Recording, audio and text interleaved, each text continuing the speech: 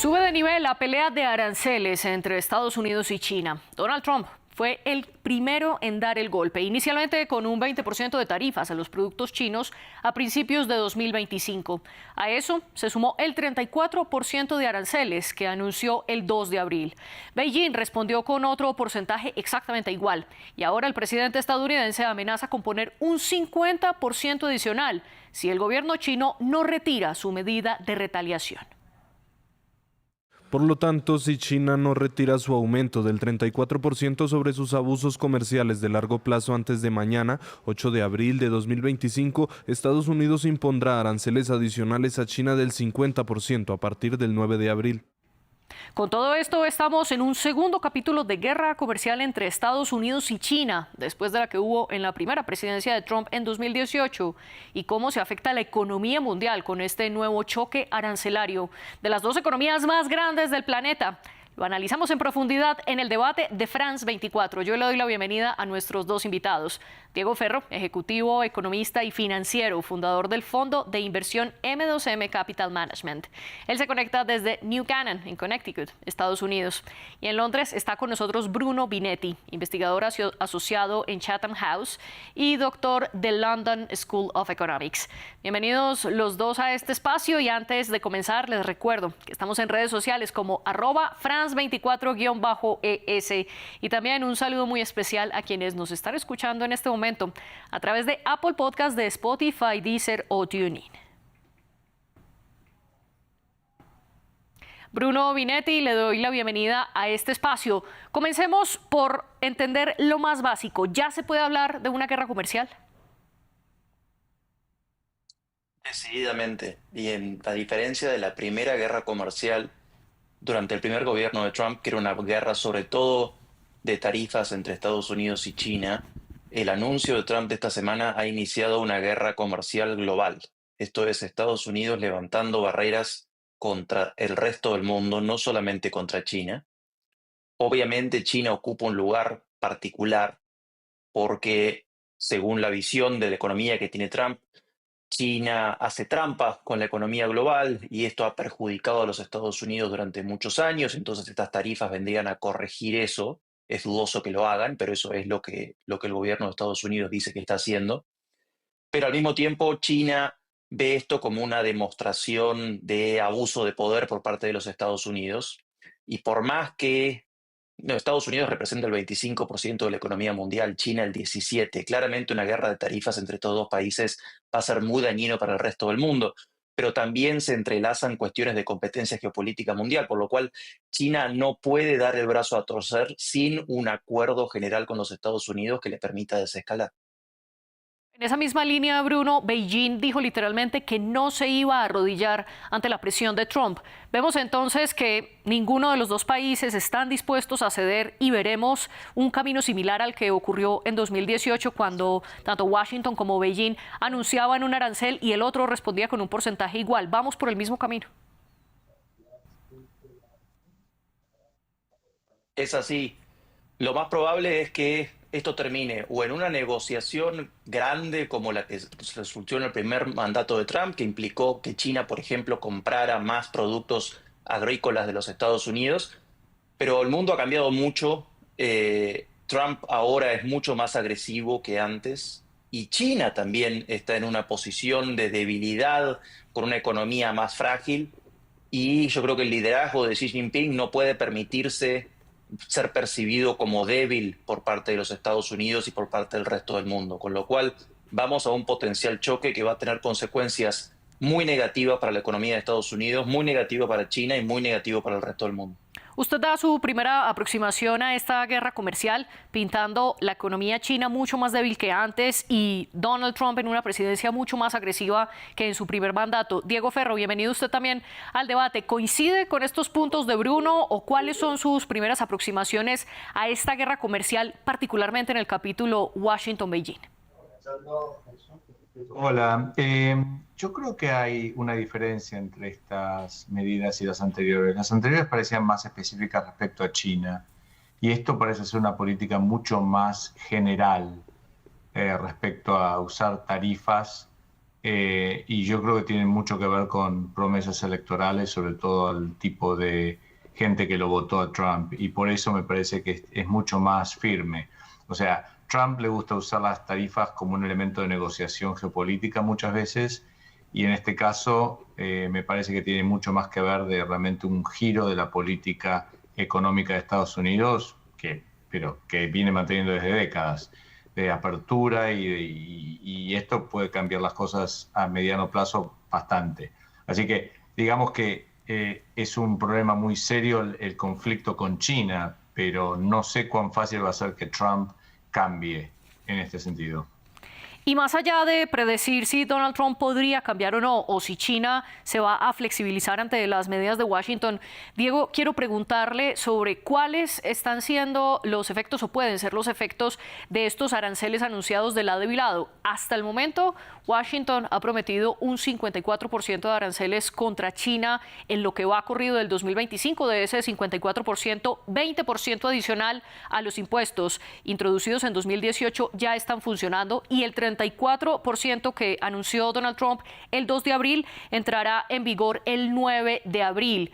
Además, a esto se adicionaría un 50% más. Es decir, si Donald Trump cumple su promesa, tendría Washington 104% de aranceles contra China. Diego, ¿cuáles son las consecuencias de esto? ¿Pierde China, pierde Estados Unidos? Evidentemente pierde la economía mundial. Lo que pasa es que no quiere decir que de un punto de vista político pierda Trump. O sea, evidentemente va a ser malo para la economía de Estados Unidos. Una guerra comercial se estima que puede llegar a poner la economía de Estados Unidos en recesión. Pero hasta cierto punto yo creo que esta administración percibe la globalización como un elemento que generó cierto incremento muy grande en lo que puede llegar a ser la disparidad de ingresos en Estados Unidos. Y revertir eso es una política para Trump importante, porque la base votante es la que más sufrió eso. Y si bien esto es muy ineficiente de un punto de vista económico y trae muchos problemas, yo creo que lo está tomando al principio de su mandato, de forma tal de que a lo largo de los 4 años se puede empezar a ver un efecto en el cual la gente, hasta cierto punto que fue más afectada por la globalización, empiece a por lo menos sentirse mejor respecto de las medidas de este gobierno. O sea, no es que esté diciendo que las medidas sean las correctas, yo digo que reflejan un cambio político claro de parte de Estados Unidos. Y ese cambio político, Bruno, ¿a quién puede afectar más? Sobre todo cuando estamos hablando de más de un 100% de aranceles posibles. Va a afectar, como decía Diego, va a afectar a la economía mundial entera. El impacto va a ser en lo inmediato, ya lo estamos viendo con los mercados financieros, sobre todo, calculando que la economía mundial podría entrar en recesión. Después, a más largo plazo, va a haber precios más altos en los Estados Unidos, precios más altos probablemente en el resto del mundo, a medida que cadenas globales de valor que conectan múltiples países se van a ver trastocadas por este conjunto de tarifas recíprocas. Va a haber probablemente problemas de insumos en los Estados Unidos, porque Estados Unidos, parte del déficit comercial que tiene con China son insumos que a su vez se utilizan para la fabricación de otros productos en Estados Unidos, con lo cual va a haber lo que Trump dice un periodo de ajuste. Habrá que ver qué tan severo es y qué tan largo es, pero con una relación, si bien la cercanía comercial y económica entre los Estados Unidos y China se redujo comparado con el primer mandato de Trump hasta ahora, siguen siendo economías fuertemente entrelazadas y sobre todo fuertemente entrelazadas con otros países del mundo, con lo cual no va a haber país en el mundo que no se vea fuertemente afectado. Y si a largo plazo esto genera un parcial retorno del sector manufacturero a los Estados Unidos, van a ser, yo creo, relativamente pocos esos beneficios comparados con el costo enorme que van a tener que pagar los consumidores de los Estados Unidos y de otros países. Y analicemos ese primer impacto que usted había mencionado, Bruno, relacionado con las bolsas. Diego, desde que Donald Trump anunció la serie de aranceles en contra de casi todos los países del mundo, los mercados y las bolsas se comenzaron a desplomar y han tenido, por 2 días consecutivos, tuvieron la peor caída desde marzo de 2020, es decir, desde la pandemia. ¿Cómo interpretar y qué significa para los ciudadanos estos movimientos de las bolsas? Bueno, los dos movimientos, tanto de la pandemia como esto, fueron lo que uno puede llegar a decir salidas forzadas de posiciones, ¿no? O sea, la gente en pánico saliendo de cualquier activo de riesgo por el incremento de incertidumbre.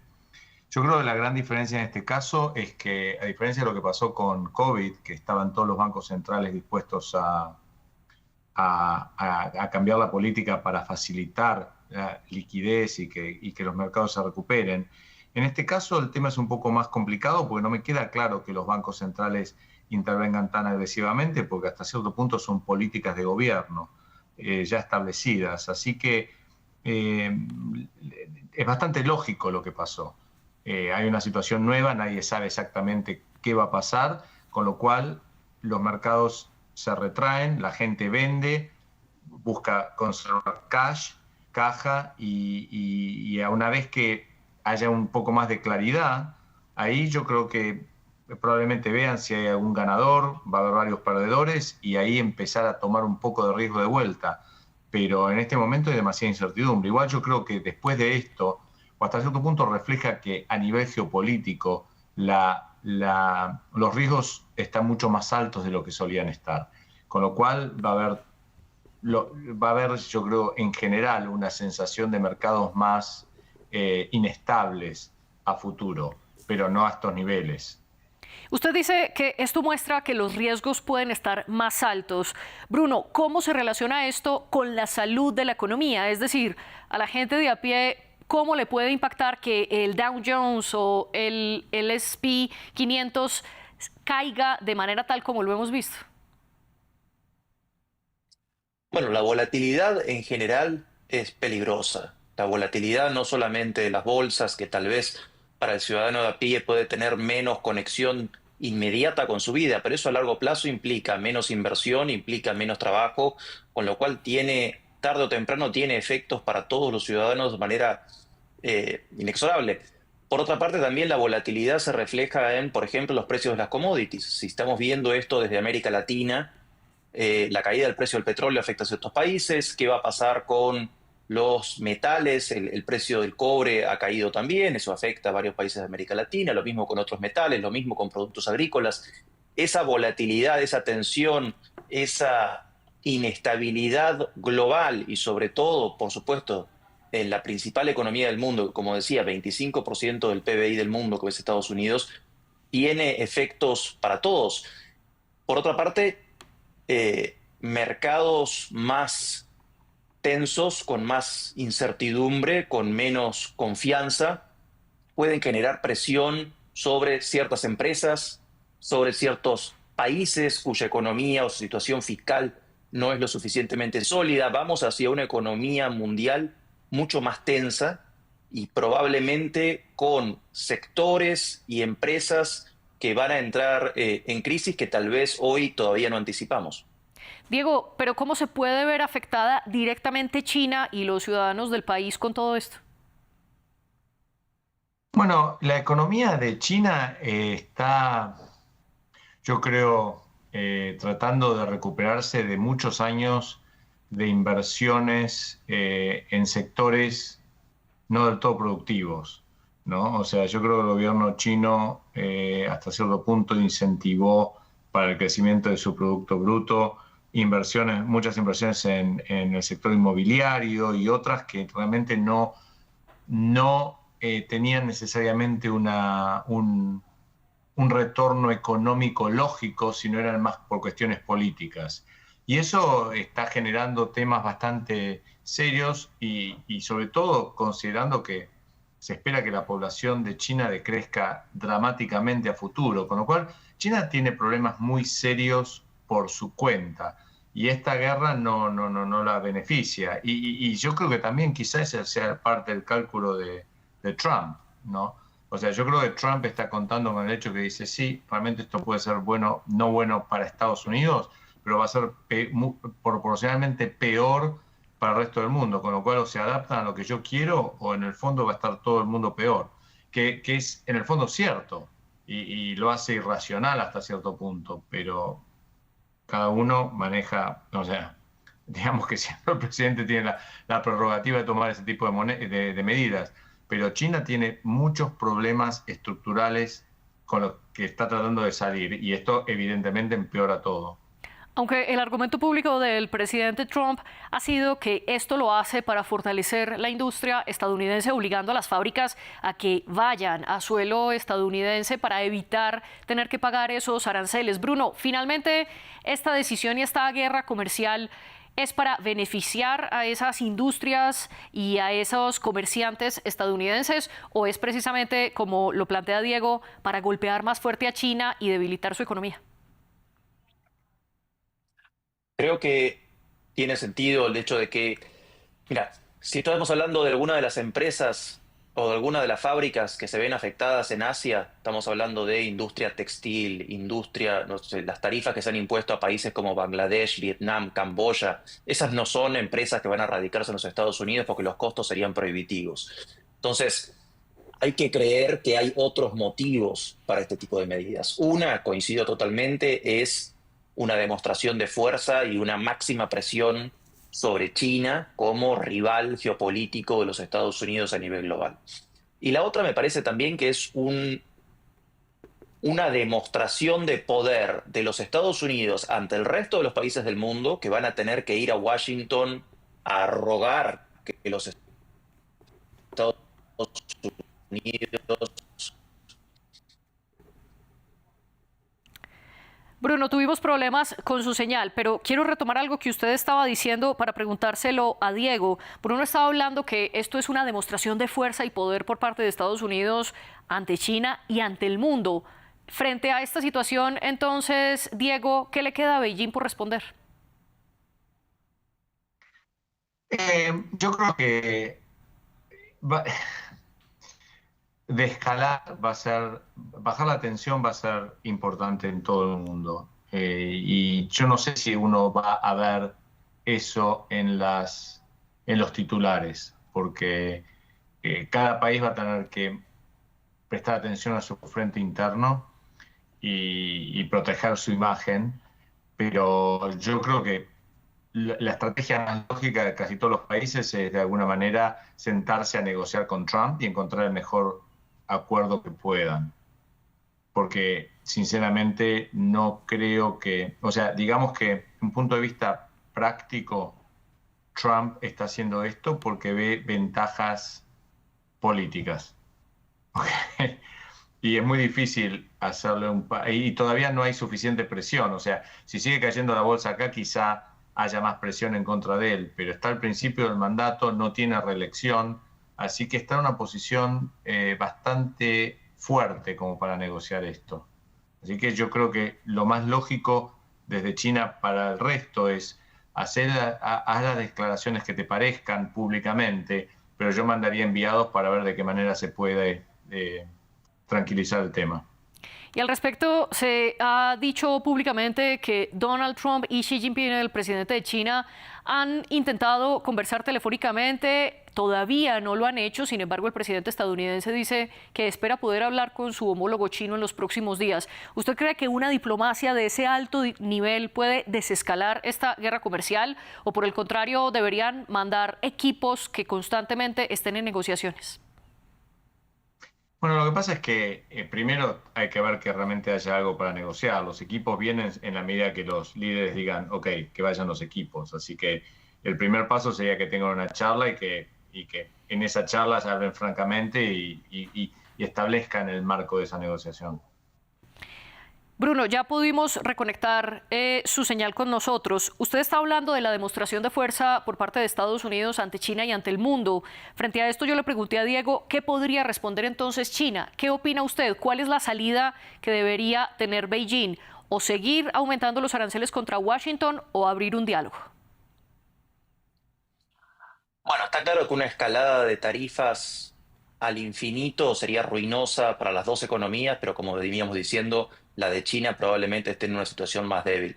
Entonces va a tener que ver con qué tipo de acuerdos, si hay algo que se pueda hacer para que Trump rebaje por lo menos alguna de las tarifas, y también qué va a hacer China en relación con el resto del mundo que también se ve afectado por las tarifas de Trump. ¿Hay alguna posibilidad de que China, por ejemplo, se acerque a la Unión Europea para mantener algo de la arquitectura económica global, algo de las reglas alrededor de la Organización Mundial de Comercio, fuera, o sea, por fuera de los Estados Unidos, o va a ser un sálvese quien pueda y todo el mundo intentando su propia estrategia individual de reacción? Me parece que va a tener que ver mucho con eso, y también qué hace China a nivel doméstico para enfrentar el shock.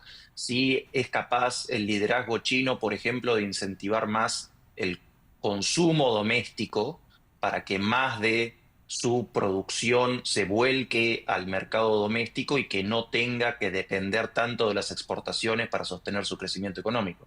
Volcarse al mercado doméstico fue una de las soluciones que intentó China precisamente en 2018 en la guerra comercial con Estados Unidos. Sin embargo, Bruno, ¿qué tanto le salió esa opción? Y sobre todo, ¿se puede hablar que China puede tener el sartén por el mango en este momento, dado el déficit comercial de Estados Unidos? Esto es, Estados Unidos importa más productos chinos de los que le vende a ese país. En 2019, justo después de haber comenzado la guerra comercial entre los dos países, el déficit comercial, es decir, la plata o el dinero de desventaja, por decirlo de alguna manera, que tenía Estados Unidos, era de 419.000 millones de dólares según las cifras oficiales de Washington.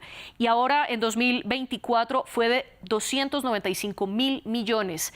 Es decir, Estados Unidos no redujo demasiado el déficit comercial después de la guerra comercial con China de 2018. En este sentido, entonces, ¿puede Estados Unidos reducir aún más su déficit comercial frente a China con esta nueva guerra comercial? ¿Puede China aumentar su consumo interno sabiendo que no lo hizo en gran medida en 2018? ¿Qué puede pasar? Eso es así. También puede que el déficit se elimine porque la economía estadounidense entra en recesión y disminuyen las importaciones. No necesariamente un déficit comercial es algo malo, no necesariamente un superávit comercial es algo bueno. Depende de las características de las dos economías y de la calidad de lo que se esté intercambiando, ¿no? Como decía, muchas de las importaciones de los Estados Unidos desde China son subproductos que después se utilizan para fabricar otras cosas. O sea que esa visión de Trump neomercantilista de que todo déficit comercial es negativo es una visión del siglo XVI de la economía que me parece que no tiene mucho lugar, o no tendría que tener mucho lugar en la economía actual. En cuanto a los desafíos de China, siguen ahí. Hay un liderazgo de China que no está dispuesto tal vez a realizar los incentivos de consumo doméstico que implicaría, por ejemplo, y todo eso lleva tiempo. Bruno, discúlpeme, lo interrumpo. Estamos teniendo de nuevo problemas con su señal. Son políticas que hay que hacer constantemente, un poco de modo. Bruno, teníamos problemas con su señal. Quiero retomar la conversación que estábamos teniendo para hacerle otra pregunta que tiene que ver con esos terceros países. En la guerra comercial de 2018 vimos cómo muchas industrias estadounidenses optaron entonces por terceros países ante el mayor costo de exportar productos hacia China. Y en ese caso, por ejemplo, Taiwán, Vietnam, incluso India se volvieron países estratégicos. Pero ahora Donald Trump también impuso unos aranceles altísimos contra esos países. Contra Taiwán, el territorio autónomo, 32%, contra Vietnam, 46% y contra India, un 26%. Es decir, ante esta nueva guerra comercial, ¿qué opciones entonces tendrán los comerciantes? Es así, y además de lo que reflejaba recién, es probable que si alguno de estos terceros países quiere lograr un acuerdo con la administración de Trump, van a tener que levantar barreras comerciales contra China. Esto ya quedó claro con las negociaciones entre el gobierno de Trump y Claudia Sheinbaum en México, por ejemplo. Estados Unidos está muy interesado en evitar que estos terceros países sean utilizados como plataforma para que las empresas chinas sigan vendiendo productos a los Estados Unidos. Por eso, a diferencia de la primera guerra comercial del primer gobierno de Trump, estamos ante un escenario mucho más complejo, mucho más turbulento y efectivamente global. Decir ahora qué va a pasar es imposible porque estamos ante unas políticas no solamente sin precedentes, sino también orientadas a través de, te diría, el capricho de una persona que es Donald Trump. Entonces, esto puede cambiar día a día, mes a mes, semana a semana. Y eso creo que es lo que están reflejando los mercados en estos días.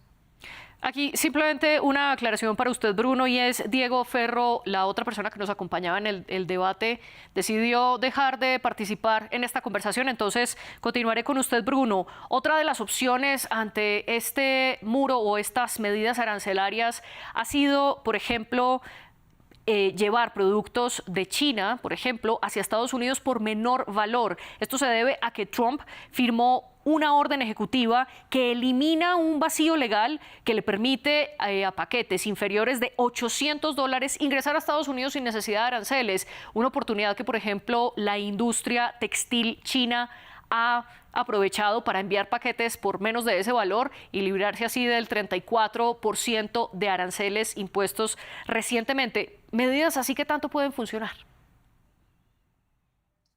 Bueno, hay algunas medidas que creo que más allá de lo imprevisto o lo errático que puede hacer Trump, hay algunas medidas que tienen sentido. Esos límites ante la economía globalizada actual, cuando uno puede ordenar directamente desde la fábrica un producto textil y recibirlo en los Estados Unidos sin pagar ningún tipo de arancel, es evidentemente una violación al espíritu de las reglas comerciales, ¿no? Y es algo que probablemente otros países también vayan a hacer. Eso no significa que se pueda hacer lo mismo frente a todo el comercio bilateral entre los Estados Unidos y China.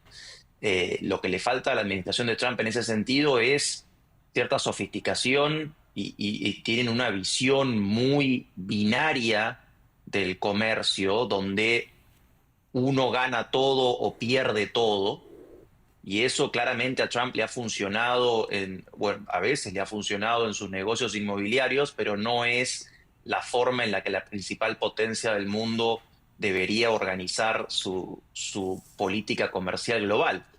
Por eso estamos entrando a un terreno totalmente desconocido. Si este tipo de medidas van a funcionar en el largo plazo, creo que hoy es imposible decirlo.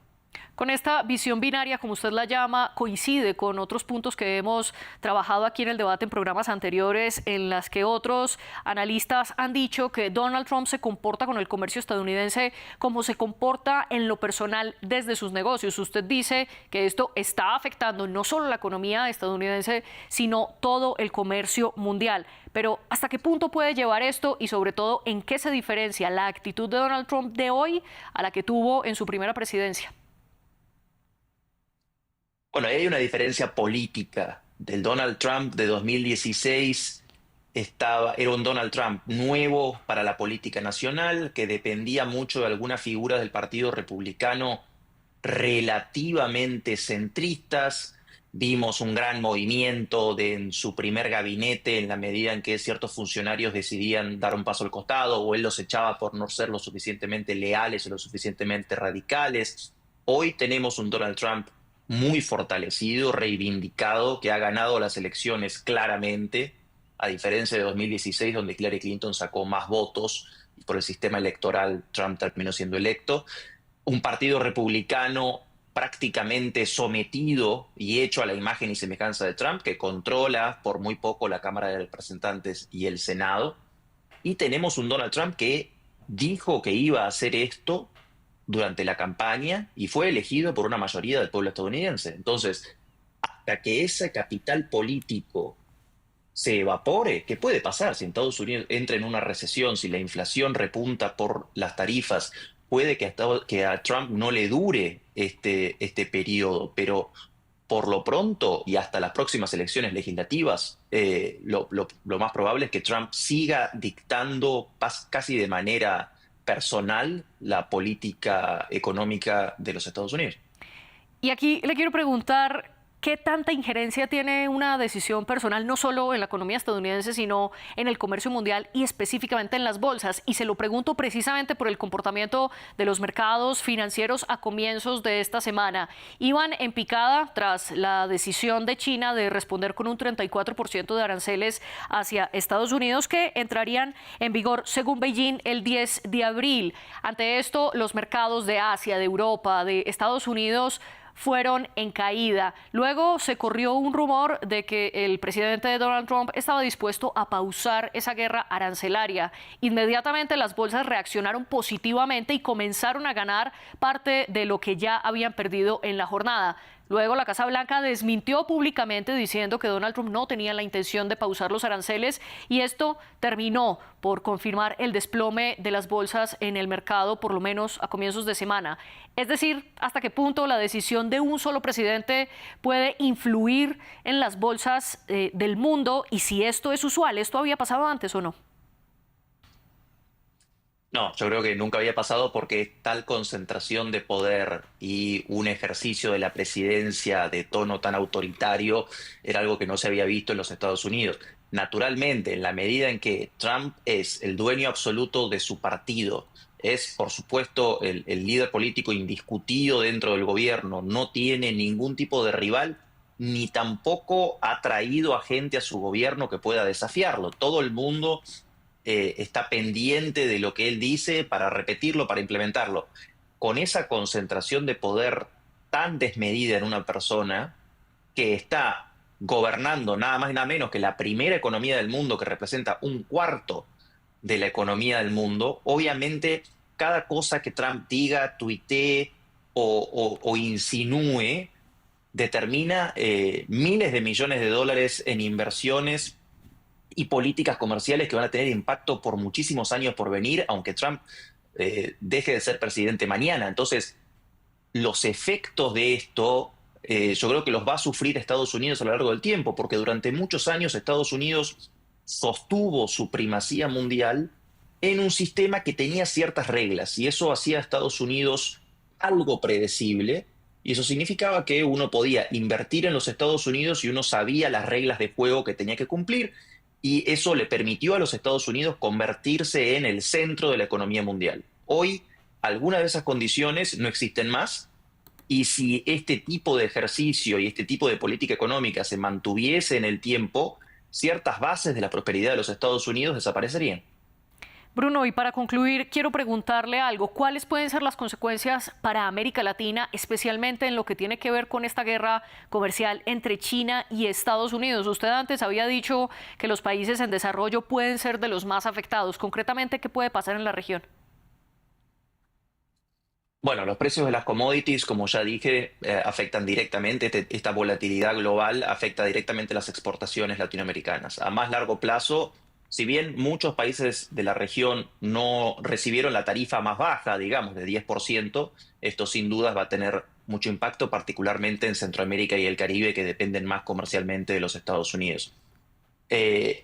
Por otra parte, si muchos de estos países latinoamericanos quieren un acuerdo con Washington que les permita bajar esas tarifas, seguramente las condiciones van a tener que ver con cortar lazos con China. Y China es el principal socio comercial de prácticamente todos los países de América Latina, salvo México y a veces Colombia.